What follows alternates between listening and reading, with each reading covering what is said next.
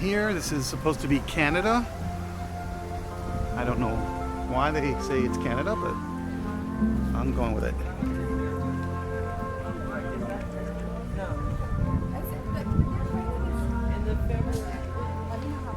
Oh, geez. They closed the theater? You've got to be kidding me.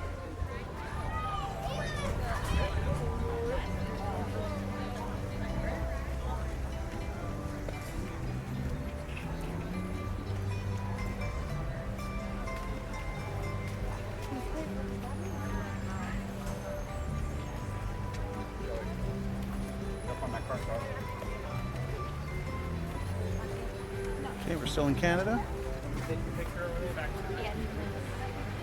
And then we gotta find someone to get you in here.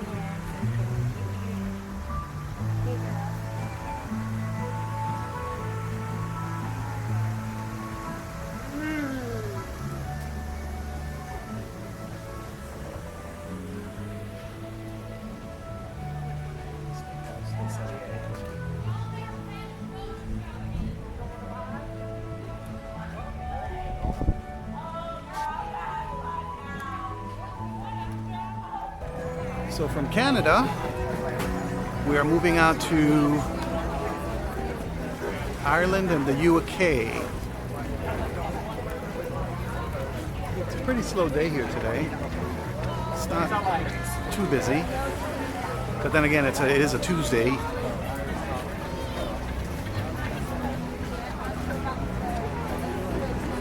So here we are in the UK.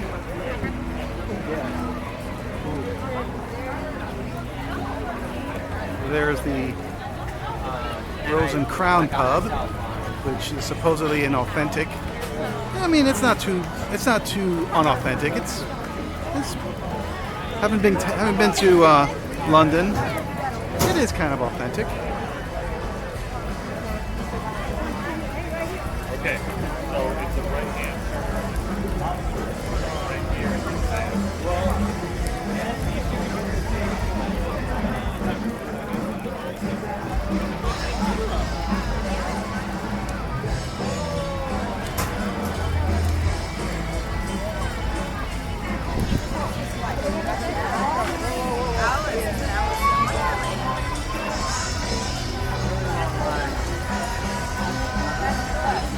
Oh, there's a princess over there.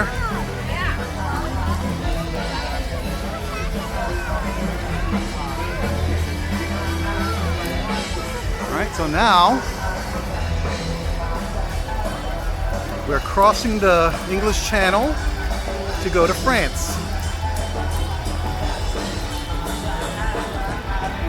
We're going underneath instead of going underneath in the channel, we're going on the, oh, there's Goofy. There's Goofy. Or Pluto, I don't know what he is. I can't tell the two. And there is, this is supposed to be the Seine, the Seine River. And in the background we've got France.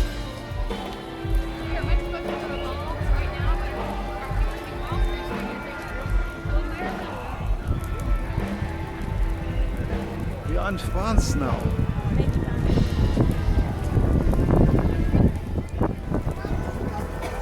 So we're just crossed the Seine and we're in France with the Eiffel Tower looming in the distance.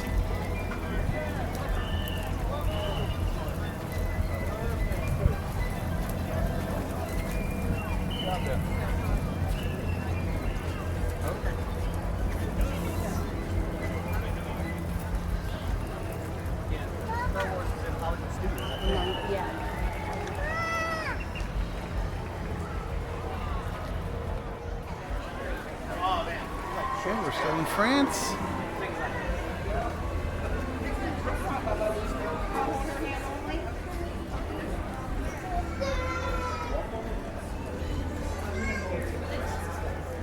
The Eiffel Tower in the distance. The same thing. And now this is the land of Morocco, the only land in Epcot that has been sponsored by a specific country.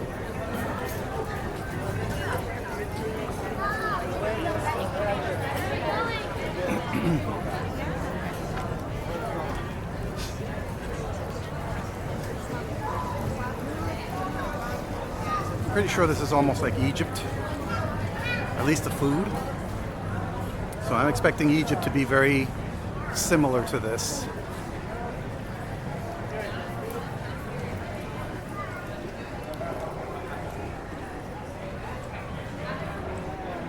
And there's Sherry's favorite animal. Here's our favorite animal.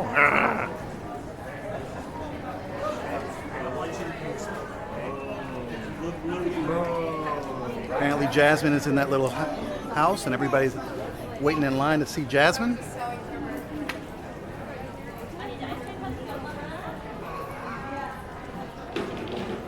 Wow.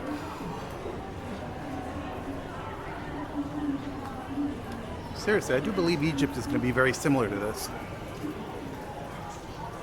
But I guess we'll find out. It's like a souk in Egypt.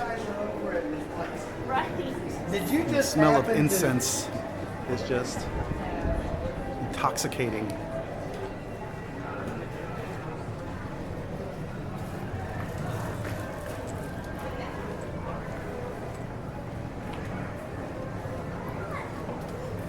Okay, we're doubling back. We're going into the Fez house. We have to go back.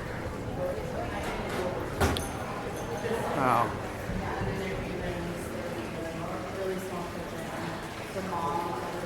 This is really pretty.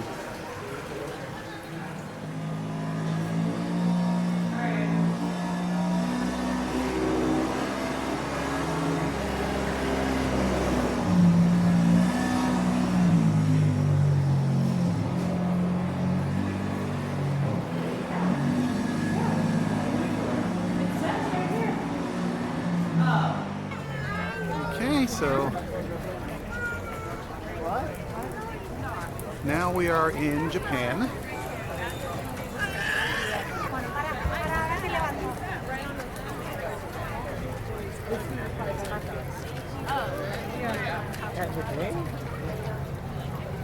If you go to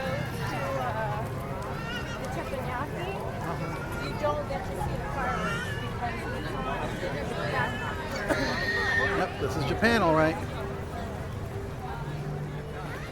So here we're in Italy, and this is supposed to be Venice. Canals of Venice.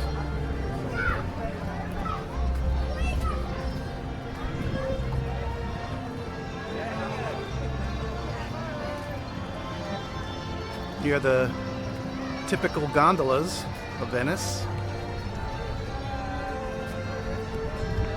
Haven't been to Venice yet, but I'd like to compare what the whole experience is like.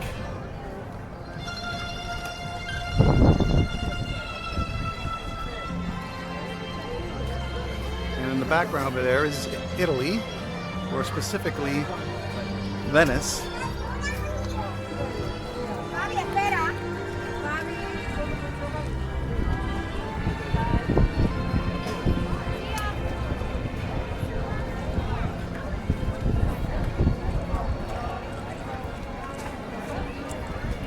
We're just going to go into Italy for a very short time,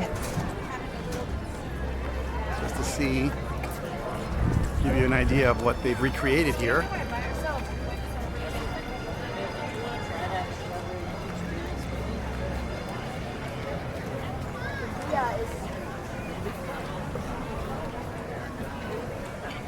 Now, while they've kind of captured the look of Italy and Venice, the food, it is as un-Italian as anything you can find here in the U.S. I mean, the other day we went and ordered Neapolitan pizza, and what we got was just a glorified New York pie. Nothing at all like the delicate pies that we get in Naples. This is kind of like the Trevi Fountain, but only if it were shrunk down to the size of a quarter. That's what the Trevi Fountain would look like. And this is the Italian. So we're going on to the next land. Now the next stop, there's a little kiosk that's supposed to be Spain. They have some pretty good paella. They're pretty authentic. So now this next country is Germany. Or specifically, we got Fusen and Munich. This is more Munich than anything else in Germany.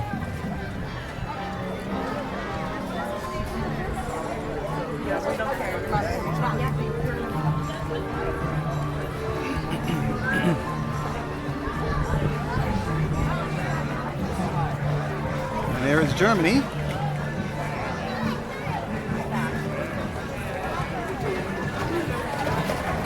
They really festooned it for the holiday.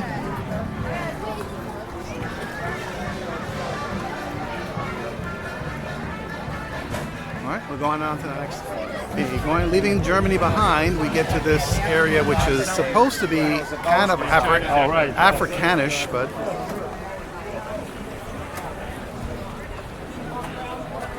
it's supposed to be kind of African-ish. Oh, another thing, I mean, each country is supposed to be staffed by people of that country. And here in Africa, all I see is white people. Unless they're trying to recreate South Africa. Okay, hot dog with chips, very African fare. Nigerian meat pie, now that's interesting. I wouldn't mind trying some of that.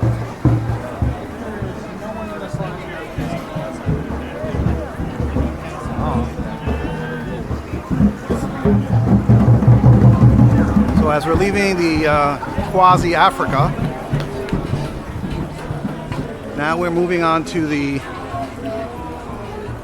Yellow River.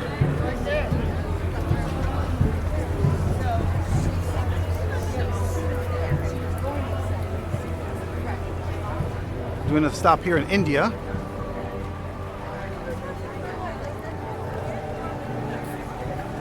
Staffed by non-Indians. Go figure. And now we are moving along to the Celestial Kingdom of China. There seems to be some kind of performance going on. I'm just going to bring the camera a little higher so you can see it.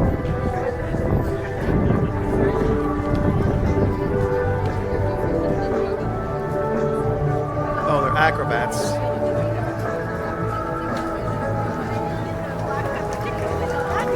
See, you catch a little glimpse of what they're doing.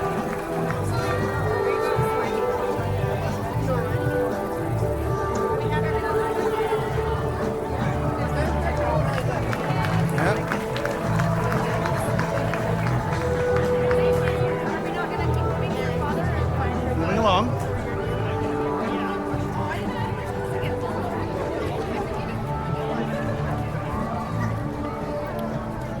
Leaving China now. Now I realize a lot of you that are familiar with Epcot will say, well, why aren't you going into the buildings? Well, I could, but I'm just doing a very short run through of the lands here represented.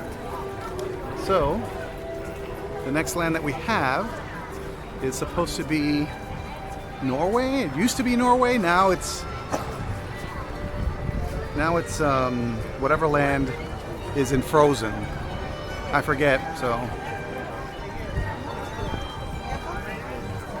Arendelle. Yeah, Arendelle.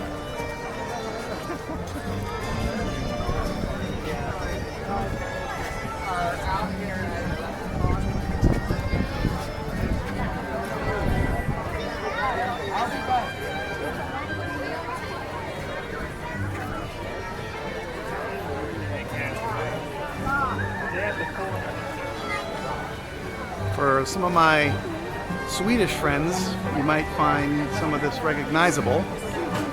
So we're going to go ahead and see if we can get into Frozen. Well, I was going to go into the Frozen ride until I was told that it's a 70-minute wait. I don't wait 70 minutes for nothing, okay? That is ridiculous. So, I guess we're just going to go around the waterfall. And this is as close as we're getting to the Frozen ride. So, we are heading back. We are on to the next land. Still in the Nordic section of Epcot.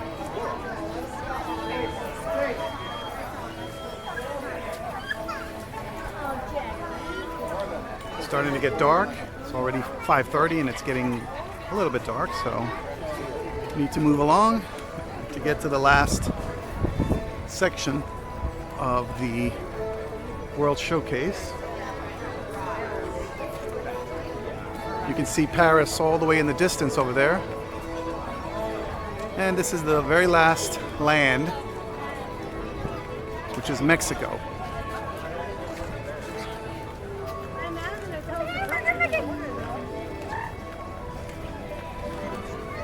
I'm going to try to get us some video of the ride inside the pyramid, as well as some video, some 360 video of the inside of the pyramid.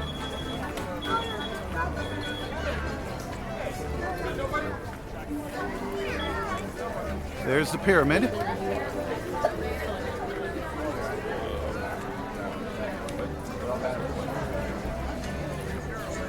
So let's go inside and see what it looks like from the inside.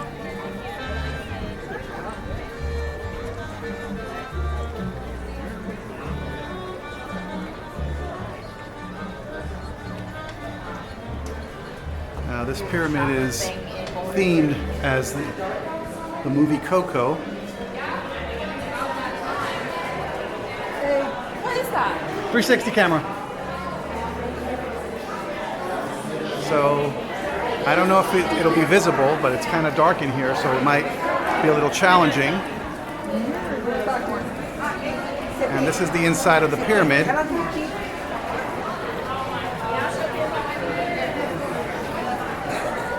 Supposed to represent a small Mexican town.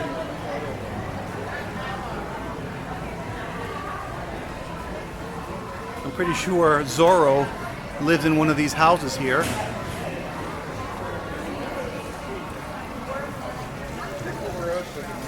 It's supposed to be the plaza.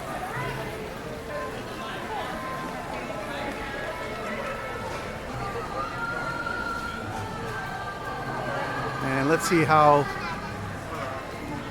full that boat ride is. This is the inside of the pyramid, so we're going into the boat ride. See you guys outside. Well, we've concluded our run around the world, so now we're heading toward the exit. It's a beautiful sunset. Hopefully we'll get a glimpse of it when I get past the buildings. How much?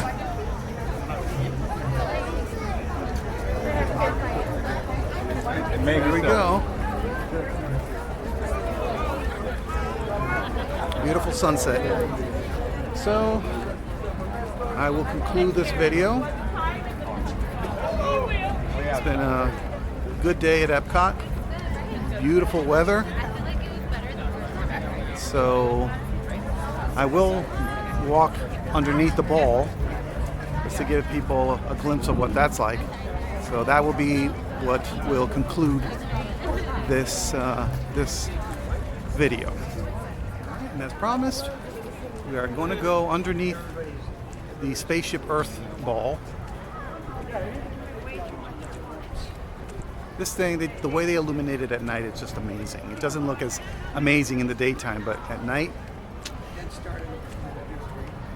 there's nothing like it. Even though it's only 6 o'clock, but it's getting dark. It's already starting to get dark here in Florida early as we're approaching winter, but that just makes the whole Spaceship Earth thing even more.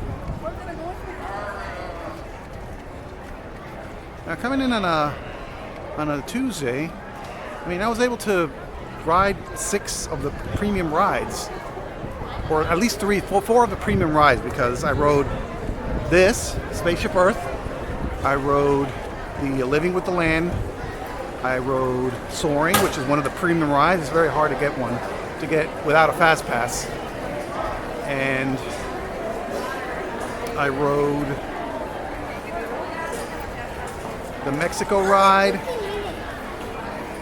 So, and I could have ridden more. I mean, there's more rides that I could have ridden, but I just chose not to. The only one that I would have liked to have ridden but didn't was Frozen, but only because they had a 70-minute wait, which I think is retarded. I will not wait 70 minutes for a ride. So we're exiting the park. Right behind me is the Spaceship Earth in all of its illuminated glory. So we're going to be concluding this video. Thanks for watching.